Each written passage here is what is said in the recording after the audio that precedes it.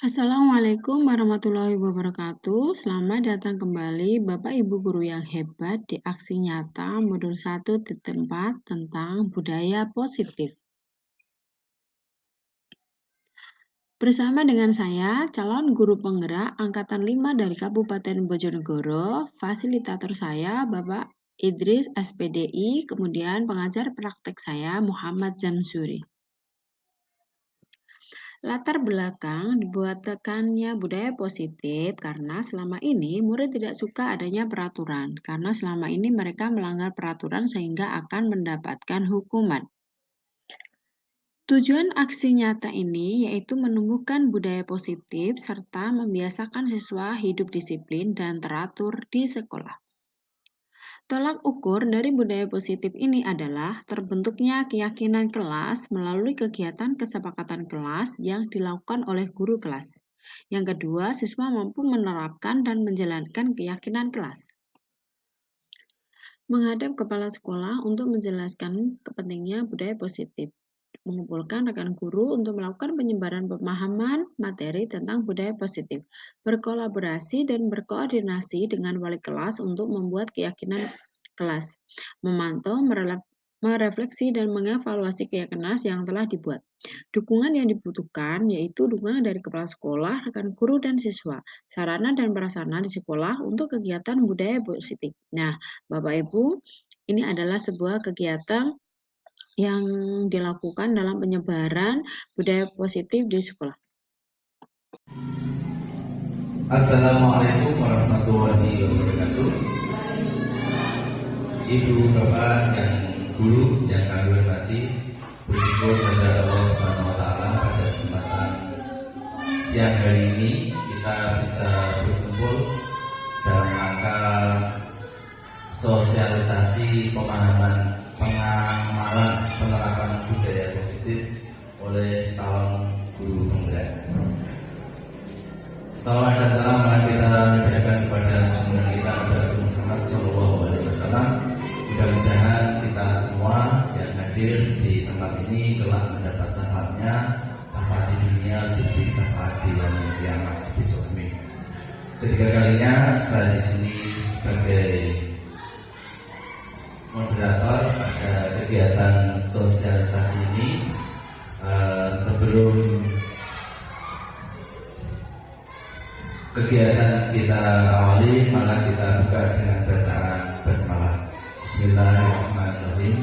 Untuk selanjutnya langsung saja ke acara pokok, yaitu sosialisasi pemahaman penerapan budaya positif oleh calon guru penggerak yang pada kesempatan kali ini akan disampaikan oleh Ibu Nyati SPD. Kepada yang terhormat Ibu Nyati SPD, waktu sebenarnya kami persilakan.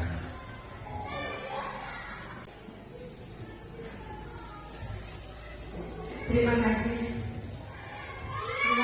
untuk waktunya. Yang terhormat Bapak Kepala Sekolah, yang terhormat Bapak Ibu Guru beserta para undangan yang saya hormati. Pertama-tama saya mengucapkan terima kasih yang sebanyak-banyaknya karena Anda telah hadir di acara saya, yaitu penyebaran pemahaman dan pengalaman penerapan budaya positif yang kita laksanakan di SD SK 1 ini. Baiklah Bapak Ibu, hari ini kita akan memulai tentang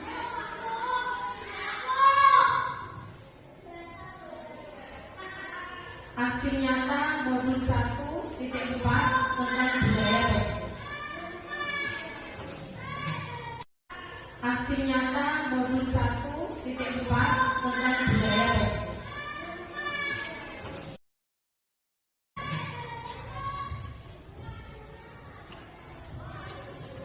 Yang kami beri judul penyebaran pemahaman dan pengalaman penerapan budaya positif. Saya dari guru penggerak angkatan 5 dari Kabupaten Bojonegoro, dari SDN Bobol 1 Kecamatan Sekar.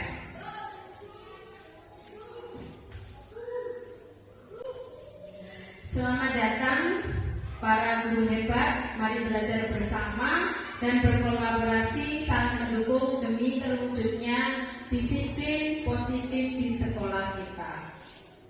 Nah, yang pertama kita akan mempelajari tentang apa saja sih budaya positif itu. Yang pertama kita akan mempelajari tentang perubahan paradigma baru. Yang kedua adalah disiplin positif. Yang ketiga adalah kebutuhan dasar manusia.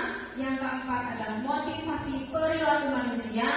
Yang kelima posisi kontrol restitusi. Yang keenam adalah keyakinan kelas. Yang ketujuh adalah segitiga restitusi. Nah, itu adalah konsep budaya positif modul 1.4.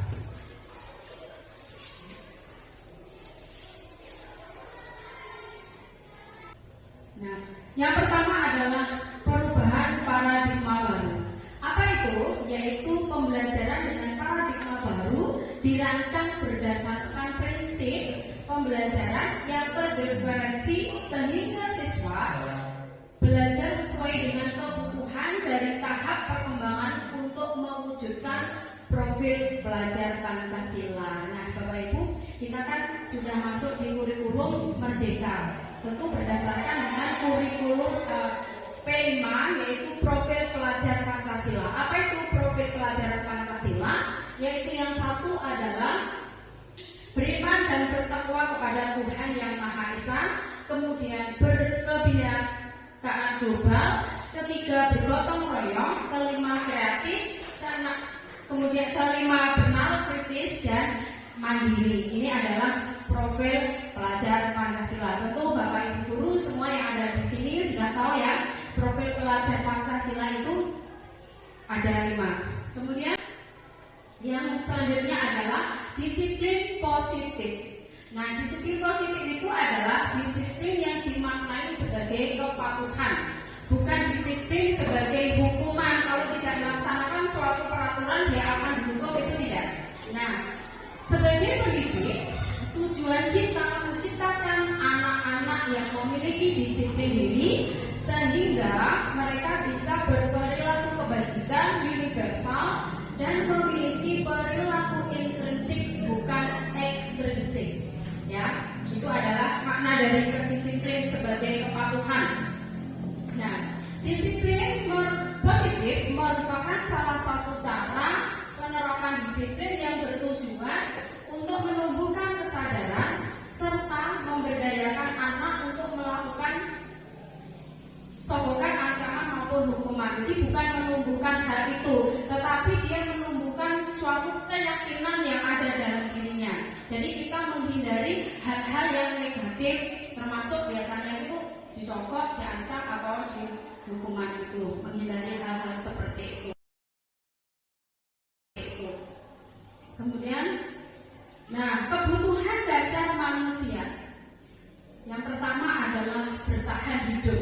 Nah, pasti semua orang pasti butuh untuk bertahan hidup ya. Butuh makan, butuh minum, butuh tempat tinggal, butuh uang pastinya. Itu adalah kebutuhan dasar yang pertama atau kebutuhan pokok. Kalau dalam pelajarannya itu kebutuhan primer. Sandang, pangan, papan, itu namanya kebutuhan pokok atau kebutuhan hidup. Kemudian adalah kebutuhan kasih sayang dan rasa diterima. Setiap orang pengennya pasti disayang oleh teman, disayang oleh keluarga, disayang oleh sanak saudaranya. Nah, kasih sayang itu termasuk juga kebutuhan dasar. Tentunya Bapak Ibu di sini juga pasti akan membutuhkan kasih sayang dan sebaliknya menyayangi sesama saudara kita, keluarga kita, teman kita, dan juga tentunya murid-murid kita atau anak-anak didik kita. Nah, selanjutnya adalah penguasaan. Nah, penguasaan itu setiap orang pasti akan butuh penguasaan. Dalam hal itu penguasaan materi, penguasaan dalam di kelas itu tentu anak-anak itu membutuhkan suatu jika diajari itu dia pasti menguasai. Bukan penguasaan itu bukan dia menjadi pemimpin ya, termasuk itu, tetapi dalam dia mampu untuk membimbing temannya ataupun membimbing saudaranya dan anak-anaknya, itu sudah dalam keluarga, itu penguasaan atau power ya. Kemudian selanjutnya adalah kesenangan. Kesenangan itu, nah kita sebagai manusia, sebagai Bapak Ibu guru tentu juga butuh sebuah hiburan. Kesenangan untuk diri kita sendiri supaya kita, apalagi kita tentu menghadapi murid-murid yang beraneka ragam. Kemudian menghadapi orang dari berbagai jenis keanekaragaman, pasti kita akan merasa pusing, merasa jenuh, apalagi dengan pekerjaan yang sangat banyak yang menekankan kita, apalagi sekarang ini tugas-tugas kita harus sesuai dengan deadline yang ditentukan. Tentu kita juga membutuhkan sebuah semangat untuk menghibur diri kita. Nah, jadi siswa juga membutuhkan hal itu, sesuatu yang menyenangkan di hati mereka. Nah, itu seperti itu. Kemudian kebebasan. Nah, kita juga membutuhkan sebuah kebebasan. Kebebasan itu adalah kebebasan kita untuk memilih, kebebasan untuk dipilih, dan kebebasan untuk melakukan hal-hal yang positif yang bermanfaat bagi kita atau bermanfaat bagi orang lain. Itu namanya kebebasan atau freedom. Nah, sekarang motivasi perilaku manusia.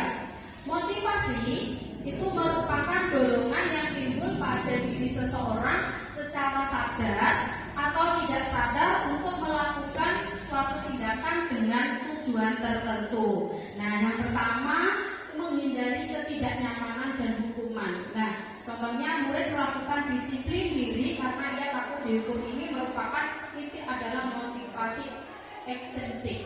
Nah, biasanya anak-anak kan takut ya untuk melakukan sebuah hukuman. Misalkan dia itu terlambat sekolah, harusnya dia supaya dia tidak dihukum, dia melakukan berangkat lebih pagi supaya tidak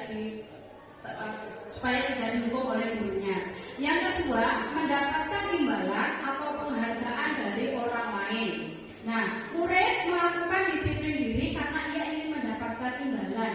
Itu merupakan motivasi ekstrinsik. Jadi dia hanya ingin berangkat pagi atau dia ingin karena mendapatkan nilai karena adanya sebuah imbalan. Oh ya, saya harus belajar serius atau saya harus mendapatkan nilai yang baik supaya saya mendapatkan nilai yang baik, nanti mendapat hadiah dari Bapak Ibu guru. Nah, itu adalah motivasi ekstrinsik. Kemudian yang ketiga, menghargai nilai-nilai kebajikan diri sendiri.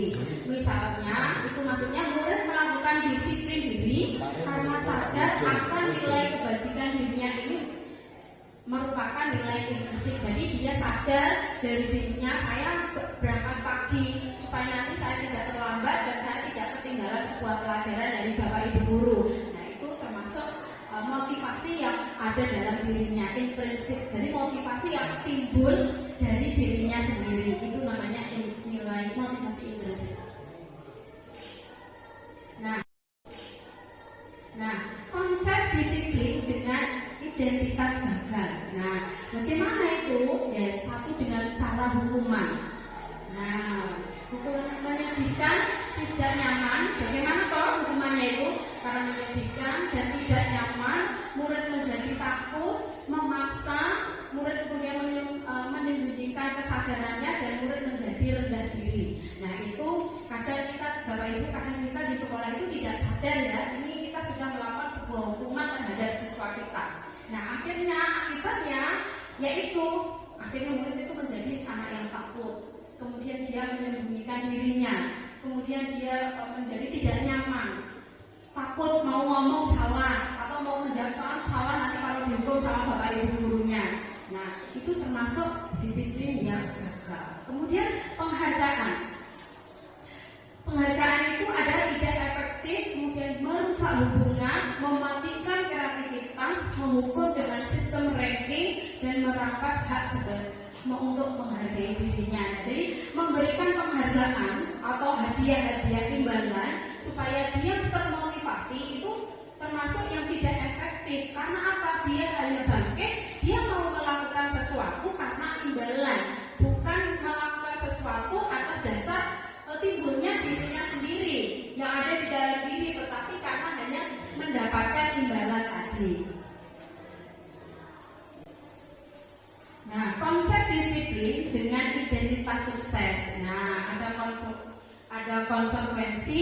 dan juga ada restitusi. Nah, konsekuensi itu satu, penguatan jangka pendek, kemudian perlu monitoring berkelanjutan, perlunya stimulus atau respon, kemudian murid menghormati peraturan, dan juga kehilangan waktu untuk memenuhi kesalahan. Ini konsekuensi. Kemudian kalau restitusi, murid bertanggung jawab untuk perilakunya. Fokus pemecahan jangka panjang. Sebentar, masih ada.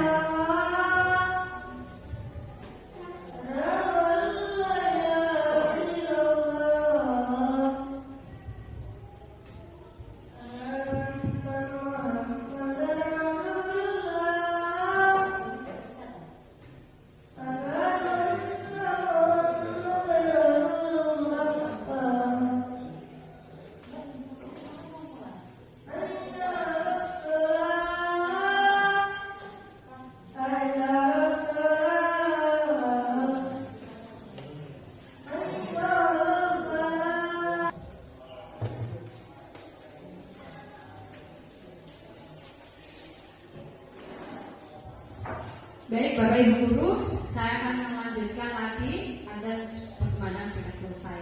Nah, jadi restitusi itu adalah murid yang bertanggung jawab untuk perlakuannya, kemudian fokus pemecahan jangka panjang, kemudian murid menghormati dirinya dan orang lain, ada teori kontrol pada dirinya dan megang kontrolnya, kemudian murid bersemangat untuk memperbaiki kesalahan. Nah, itu adalah perbedaan konsekuensi dan restitusi. Jadi kalau konsekuensi itu ada sebuah hukuman, kalau restitusi itu adalah dia memperbaiki dirinya, dia menghargai dirinya untuk menjadi lebih baik lagi atau bersemangat lagi, itu namanya restitusi. Nah, apa itu pengertian restitusi? Restitusi adalah proses menceritakan kondisi bagi murid untuk memperbaiki kesalahan mereka sehingga mereka bisa memperbaiki kembali pada kelompok mereka dengan karakter yang lebih kuat. Itu disampaikan oleh Hasri 2024. Nah, kemudian cara menanamkan disiplin positif pada murid yaitu bukan menebus sebuah kesalahan tapi belajar dari sebuah kesalahan. Kemudian memperbaiki hubungan. Tawaran bukan paksaan. Menuntut untuk melihat dari dalam diri, kemudian mencari kebutuhan dasar yang mendasari tindakan, fokus pada karakter bukan tindakan, dan menguatkan fokus pada solusi. Nah, jadi ini adalah pendekatan restitusi. Jadi restitusi itu adalah murid, maksudnya di situ misalkan kalau dengan konsekuensi itu siswa melakukan apa, misalnya tidak mengerjakan PR, dia akan mendapatkan sebuah imbalan. Anak-anak, karena kamu tidak mengerjakan PR, jadi nanti kamu harus mengerjakan PR-nya di sekolah, kamu tidak boleh istirahat. Nah, itu namanya konsekuensi. Karena kan kamu sudah tahu bahwa kalau tidak mengerjakan PR, nanti tidak boleh istirahat dan harus melakukan dan harus mengerjakan kembali. Tapi kalau restitusi itu dia menyadari apa kesalahannya, kemudian dia menghargai dirinya dan memperbaikinya kembali. Itu namanya restitusi. Ya, seperti itu Bapak Ibu ya.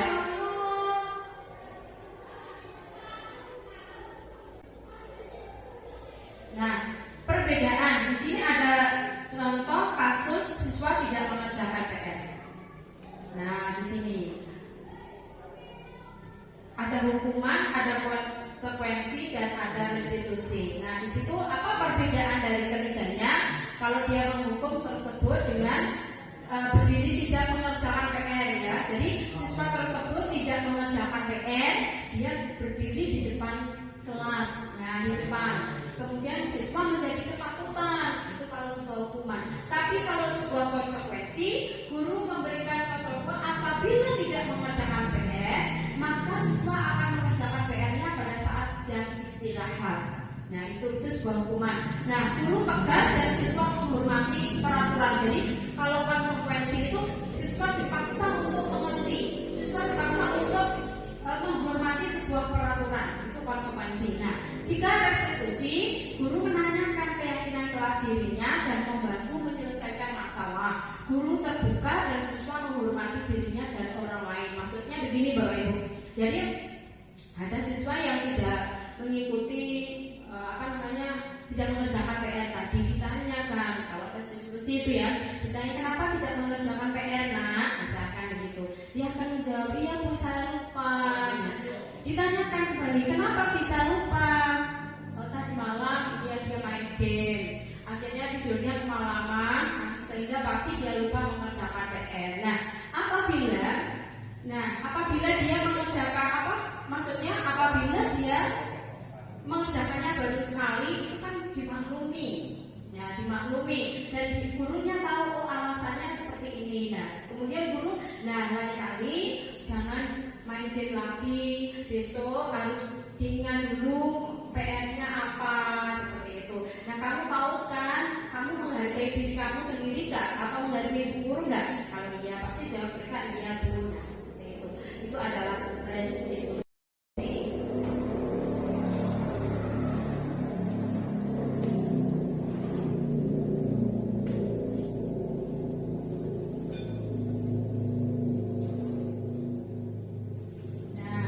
Di sini ada 5 kontrol restitusi.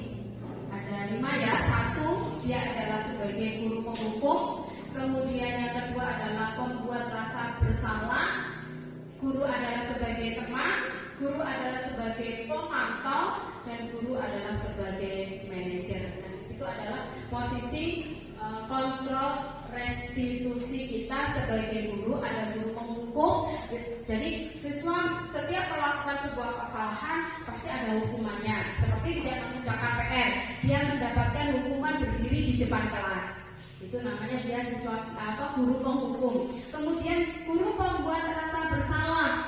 Apabila PR-nya tadi tidak dikerjakan tadi, guru itu menanyakan, dia benar-benar ditanya terus kenapa, akhirnya dia merasa bersalah. Kemudian kalau guru sebagai teman, berarti dia itu dekat sekali, selain dekat dengan teman, berarti dia menyadari oh iya kesalahannya ini karena tidak mengerjakan PR, karena dia telat bangun pagi, semalaman dia bermain HP, akhirnya dia lupa kebablasan sampai tidurnya. Nah, kemudian guru sebagai pemantau itu setiap perkembangannya, di setiap perkembangan siswa tersebut atau kesalahan atau kebaikan yang dia lakukan, guru itu selalu memantau. Jadi apabila siswa tadi melakukan sebuah kesalahan, gurunya selalu memantau terus hingga dia melakukan suatu hal yang baik. Nah, itu. Kemudian guru sebagai manajer. Nah, guru selain sebagai pemantau, guru itu sebagai manajer. Posisi kontrolnya. Sebagai manajer itu bagaimana? Sebagai manajer itu guru itu selalu mengarahkan yang terbaik. Ini misalkan dia tadi tidak mengerjakan PR, berarti diarahkan, diajari dengan yang baik, diarahkan, dibimbing. Nah, itu sebagai makna. Tetapi kita tidak tahu selama ini apa posisi kita sebagai guru. Sebagai guru itu kita sebagai posisi yang mana? Apakah kita sebagai penghukum, pembuat rasa bersalah, sebagai teman, pemantau, atau sebagai manajer? Tapi kita tidak menyadari ya bahwa kita selama ini sebagai guru itu sebagai guru penghukum. Nah, tetapi tidak apa-apa, mudah-mudahan dengan sosialisasi ini kita bisa merubah diri kita untuk menjadi setidaknya menjadi teman untuk murid kita, atau pemantau untuk murid kita, ataupun sebagai manajer bagi murid kita. Nah, seperti itu.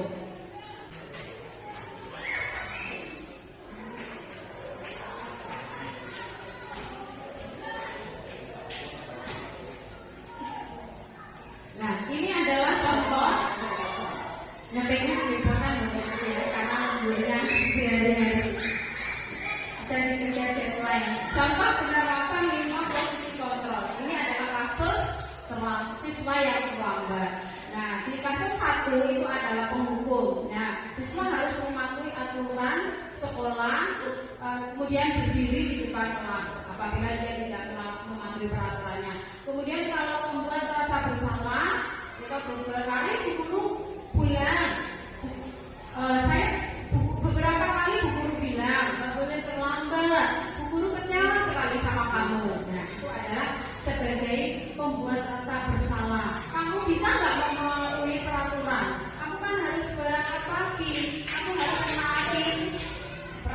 itu, jadilah siswa yang baik. Itu adalah contohnya membuat rasa bersalah itu. Kemudian kalau kita guru sebagai kontrol, sebagai posisinya teman, ayo jadilah anak yang baik dan disiplin, buat guru bangga. Lain kali janganlah terlambat lagi. Itu.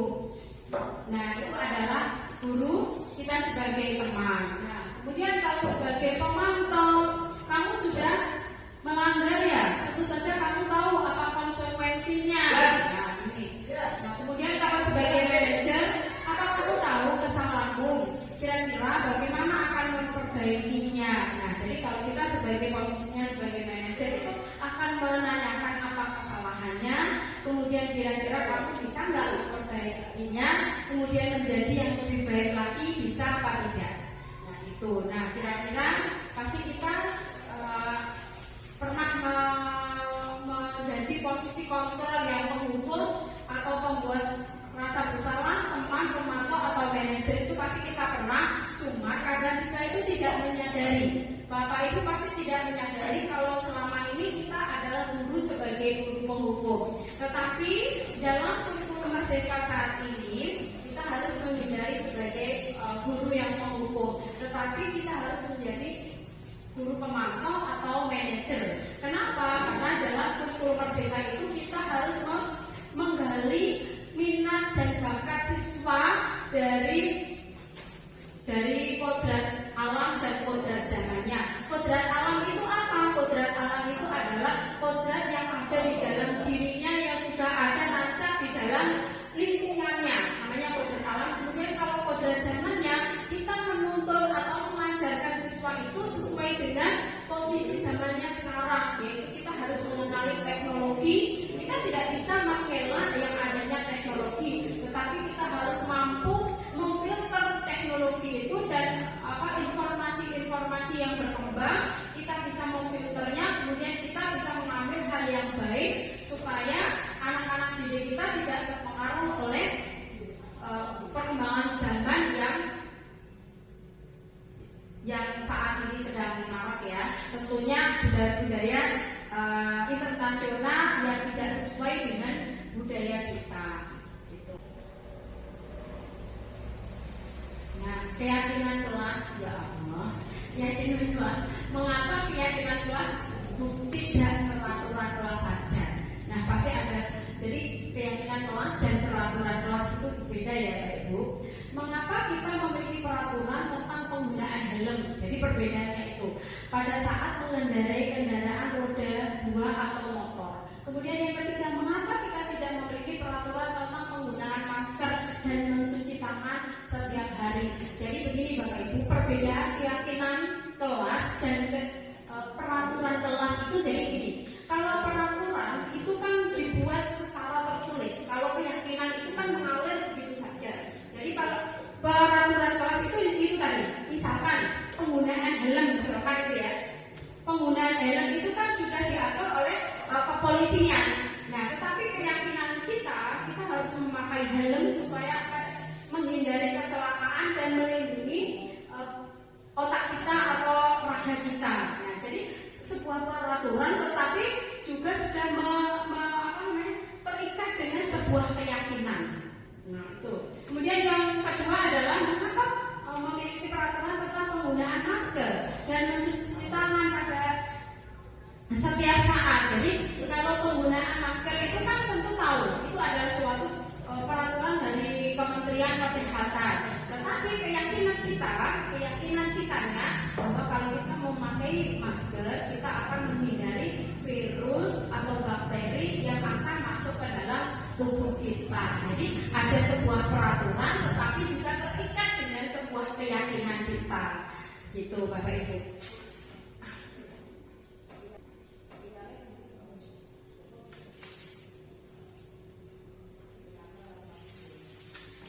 Nah, di sini adalah kegiatan membuat keyakinan kelas. Guru bersama siswa membuat keyakinan kelas. Nah, ini di kelas saya Bapak Ibu, di kelas 2 keyakinan nomor 1. Yang pertama itu saya merencanakan berdiskusi membuat tentang peraturan kelas. Peraturan kelasnya bagaimana? Kemudian ketika itu setelah saya yang menjadi sebuah keyakinan di dalam kelas itu terhadap siswa-siswa saya. Kemudian setelah berdiskusi sekian lama, kemudian saya merumuskan peraturan kelas itu, kemudian menempelkan keyakinan kelas itu di papan dengan kertas post-it, kertas permalam itu kertas post-it ya. Nah, jadi setelah berdiskusi, kemudian saya merumuskan peraturannya menjadi sebuah keyakinan dan juga kemudian saya menempelkannya menjadi sebuah keyakinan kelas.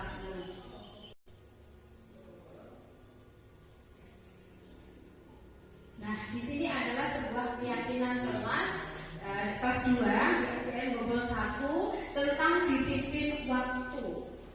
Nah, yang kedua tentang belajar antusias dan semangat. Kemudian saling menjaga kebersihan dan keindahan. Kemudian selalu menerapkan 5S, senyum, sapa, salam, sopan, dan santun. Kemudian menghargai guru dan teman ketika berbicara. Kemudian selalu menghormati sesama, gemar membaca dan menulis sebagai budaya literasi. Yang satunya saya tidak punya. Yang satunya. Yang satunya. Nah, jadi disiplin waktu itu berarti dia datangnya tepat waktu, gurunya juga datangnya tepat waktu, jangan sampai terlambat atau jangan sampai ada siswa yang tidak mengikuti upacara bendera atau dia berdoanya ketinggalan. Itu namanya disiplin waktu. Kemudian belajar antusias dan semangat ya. Siswa itu kita harus meyakinkan siswa belajar itu harus bersemangat dan antusias, jangan lemes atau jangan tidak bersemangat. Nah, kalau gurunya semangat berarti siswanya juga harus semangat. Kemudian saling menjaga kebersihan dan keindahan. Nah, jadi kita buat tugas piket kelas. Dalam kelas harus ada yang menjaga kebersihan, nggak boleh buang sampah sembarangan. Kemudian nggak boleh ada sampah-sampah yang berkeliaran di kelas. Kemudian sampah yang sudah penuh harus segera dibuang. Nah, itu adalah saling menjaga kebersihan. Kemudian selalu menerapkan 5S, senyum, sapa, salam, sopan, dan santun. Itu kita bertemu dengan guru, berarti kita harus salam, anak-anak harus salam, gurunya juga harus salam, kemudian harus menyapa, harus santun juga.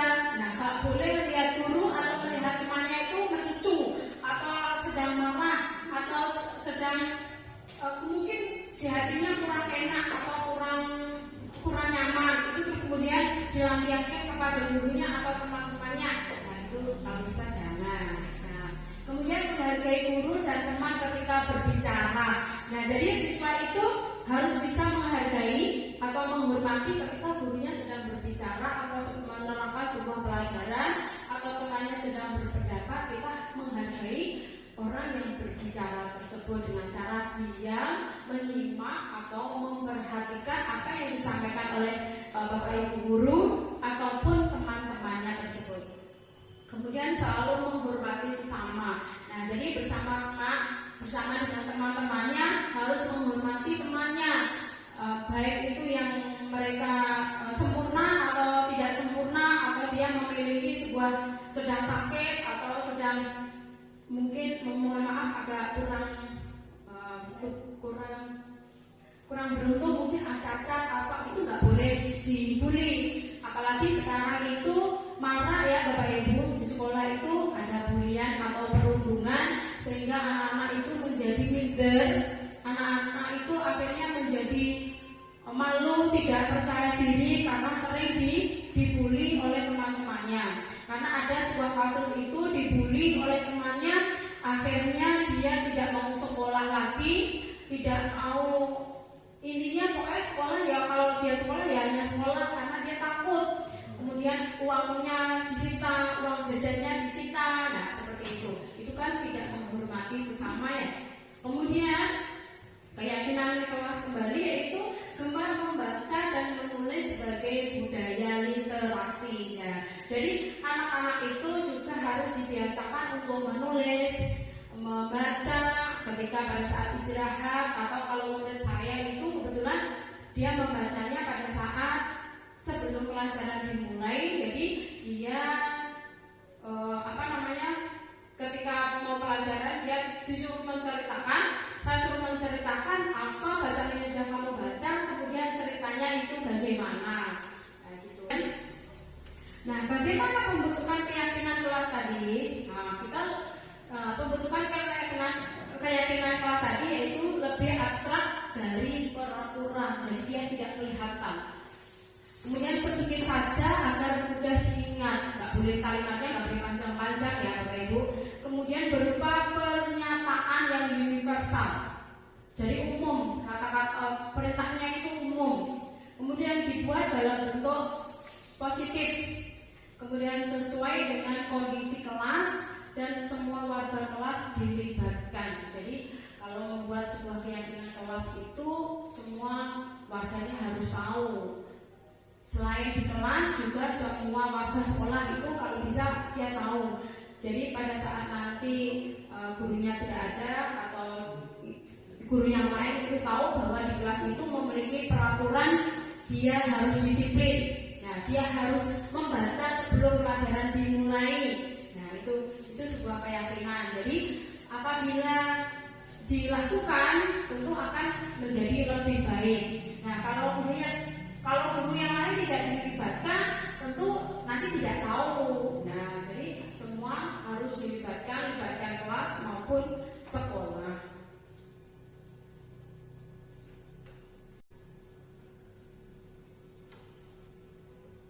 Nah, menstabilkan identitas. Nah, di sini ada segitiga restitusi. Menstabilkan identitas itu kita semua akan melakukan hal terbaik yang bisa kita lakukan.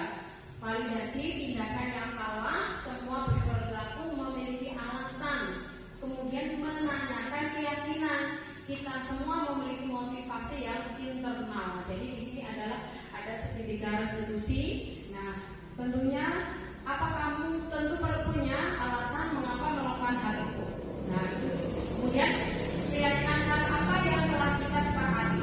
Kamu ingin menjadi orang yang seperti apa? Kamu bukan satu-satunya yang pernah melakukan ini. Kemudian setiap orang pasti pernah melakukan kesalahan.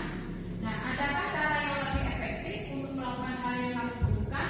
Kemudian kamu tentu punya alasan mengapa melakukan itu. Nah, ini adalah tindakan restitusi, tindakan yang validasi, tindakan salah, kemudian menanyakan keyakinan dan juga menstabilkan identitas. Namanya segitiga restitusi. Lihat, akhir-akhir ini buku itu adalah terus apa yang terjadi sebenarnya segitiga restitusi. Iya, kenapa? Apa yang terjadi sampai terlambat bangun? Saya suka main HP teman-teman dulu suka main HP. Oh itu, nah seandainya Bu Guru main HP malam-malam, pasti Bu Guru juga akan berangkat siang. Lalu apa yang terjadi kalau kamu sampai main HP seperti itu?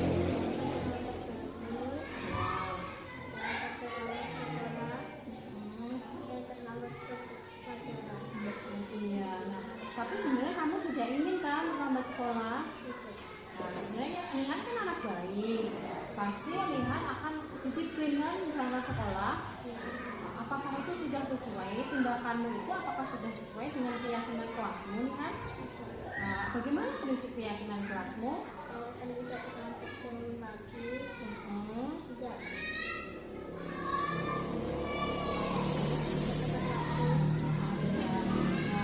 apakah sekolah itu penting buat kamu nih kan? Penting sekali kan sekolah itu?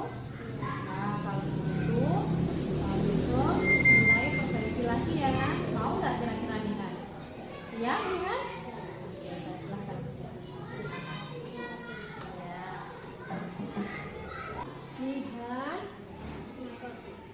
akhir-akhir ini Bu Guru itu sering lihat kamu itu terlambat terus. Apa yang terjadi sebenarnya nak? saya terlambat bangun. Iya, kenapa? Apa yang terjadi sampai terlambat bangun? Saya suka main. Nita, akhir-akhir ini adalah lihat kamu itu murung. Asal yang kedua. Kenapa?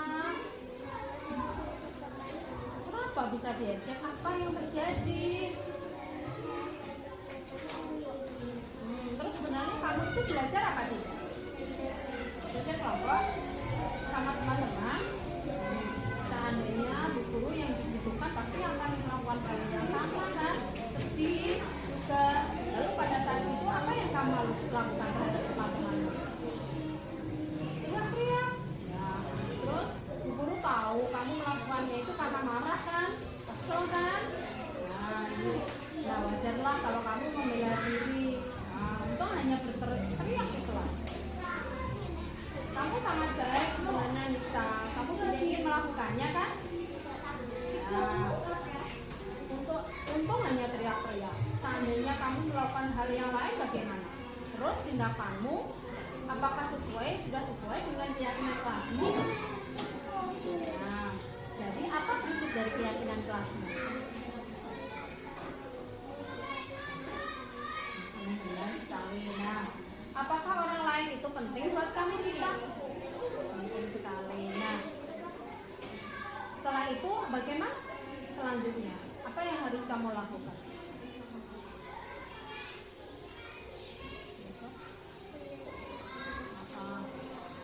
Belajar dan menghormati teman ya.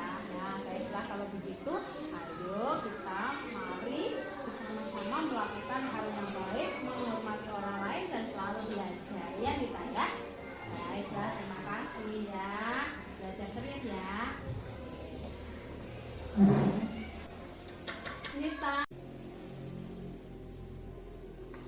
Nah, Bapak Ibu, itu adalah ini yang kasus pertama tadi itu adalah sebuah kasus segitiga restitusi. Di situ kasus yang pertama itu tentang siswa itu terlambat sekolah. Kemudian saya tanyakan kenapa bisa terlambat sekolah. Nah, karena pada malam hari dia itu main game. Karena main game sampai larut malam sehingga dia tidurnya kemalaman. Jadi dia terlambat ke sekolah, bangunnya kesiangan dan terlambat ke sekolah. Kemudian saya tanyakan, apakah itu hal yang baik? Tidak, tidak baik. Dia menyadari bahwa itu adalah sebuah kesalahan. Kemudian dan dia tahu bahwa siswa itu tidak boleh terlambat sekolah. Jadi dia menyadari kesalahannya dan menghargai dirinya dan orang lain. Jadi nanti dia akan memperbaikinya kembali. Besok dia tidak akan terlambat lagi dengan cara dia tidak main game terlalu malam dan tidak tidur malam-malam sehingga besoknya dia bisa bangun pagi. Nah, kemudian selanjutnya adalah kasus yang kedua itu adalah anak-anak tadi, Nita tadi itu di kelas itu dia berteriak-teriak. Dia teriak-teriak.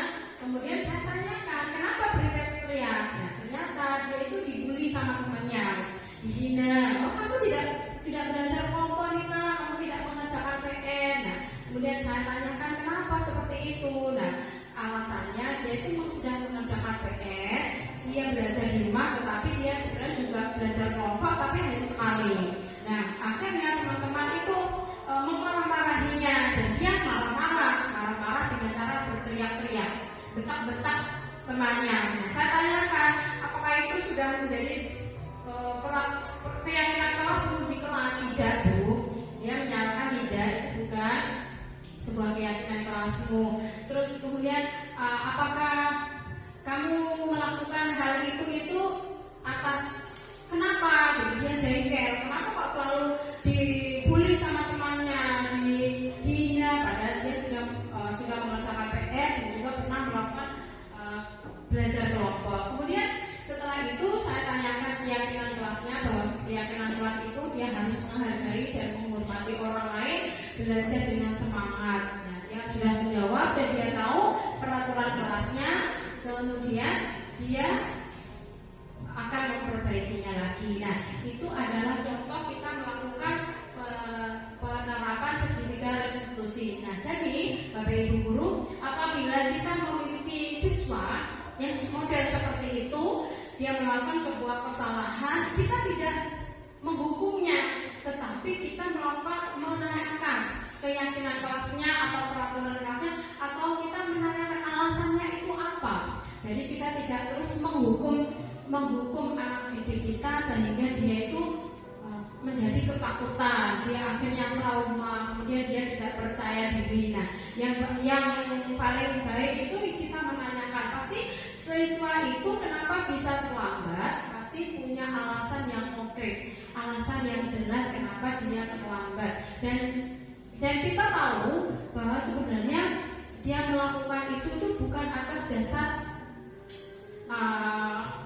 kelalaiannya, pasti dia melakukan itu juga ada alasannya. Kenapa dia bisa terlambat? Kenapa dia bisa teriak-teriak di dalam kelas? Nah, itu alasannya. Nah, jadi Bapak Ibu guru, itu adalah contoh dari penerapan segitiga restitusi di dalam si sekolah saya. Nah, kemudian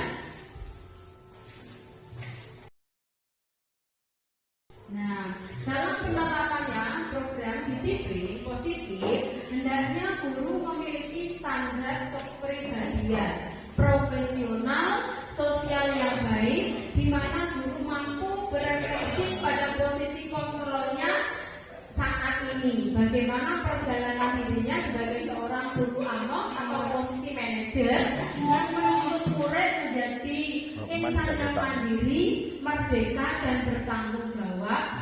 Itu ada sesuai dengan standar kurikulum standar nasional. Ya. Jadi Bapak Ibu guru seperti yang sesuai dengan filosofi Ki Hajar Dewantara, bahwa kita sebagai guru itu enarso sung tulodo ing madya manungkarsa.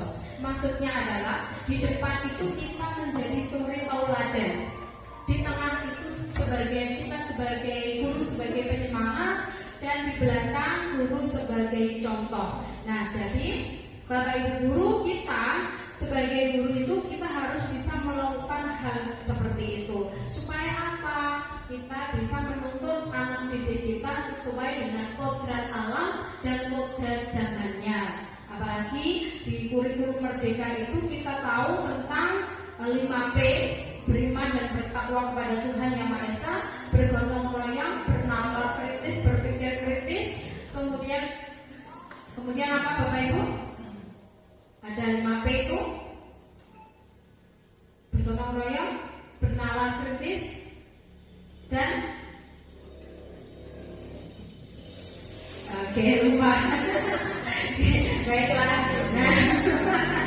Ya, baiklah. Nah, demikianlah. Nah, semoga setelah kita belajar tentang budaya positif di sini, kita akan menjadi guru yang lebih baik lagi dari sebelumnya. Kita bukan menjadi sebuah guru yang menghukum, tetapi kita bisa menjadi guru sebagai guru yang manajer, yaitu bisa among terhadap siswa, terhadap anak-anak didik kita.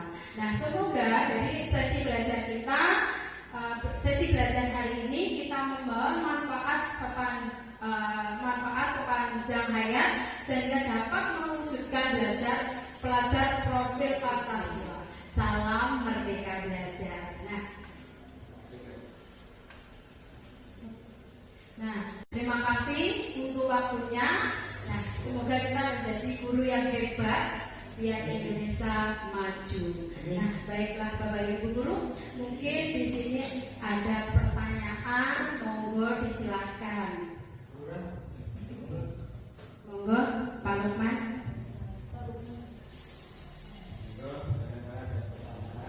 Monggo, ada pertanyaan.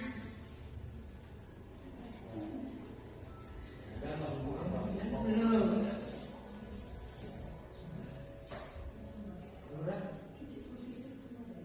Ya.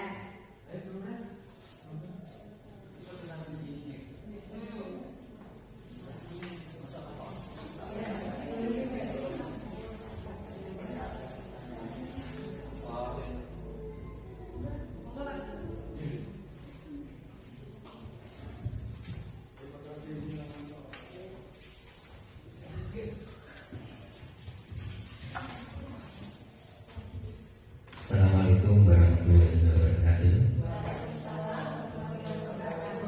Terima kasih atas waktunya. Saya dari SDN Baring 1 dulu mau tanya, apabila siswa kita kebiasaan karena lingkungannya kan sosialnya sudah bebas. Nah, kita bagaimana caranya agar siswa tersebut itu lebih kondusif pada saat di kelas. Nah, padahal kita mengerti bahwa kita sebagai guru kan sekarang tidak boleh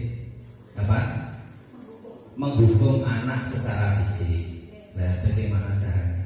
Kalau anak itu sikapnya berlebihan, overdosis lah, kira-kira seperti itu. Terima kasih.